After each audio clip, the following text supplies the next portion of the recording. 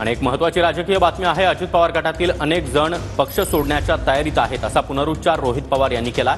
अधिवेशन होताच आणि फंड मिळताच अनेक आमदार निर्णय घेतील।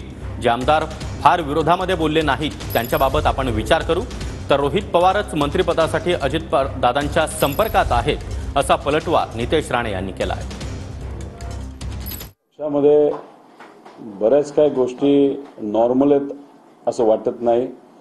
अनेक लोक पक्ष सोडण्याचा विचार सुद्धा त्या ठिकाणी करत आहेत।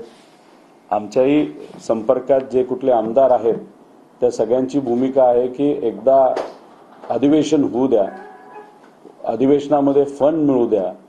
जे कुठले चांगले आमदार आहेत ज्यांनी कधीही कुठल्याही खालच्या लेवलला जाऊन साहेबांच्या विरोधात नाही तर विचाराच्या विरोधात तिथं भूमिका घेतलेली नाही, असे लोक विधानसभा झाल्यानंतर नक्कीच येतील असं वाटतं। रोहित पवार म्हणतायत की 18 ते 19 आमदार आमच्या संपर्कात आहेत आणि अधिवेशनानंतर ते आमच्या सोबत येतील। मी ऐकलं रोहित पवारच स्वतः अजितदादांच्या संपर्कात आहेत मंत्रिपदासाठी। अशा पद्धतीची दुसऱ्यांची माहिती देता देता हे कधी रोहित पवार अजित पवारांच्या बाजूला येऊन उभं राहतील असं ते फोटो आल्यावर नवल वाटता कामा नाही।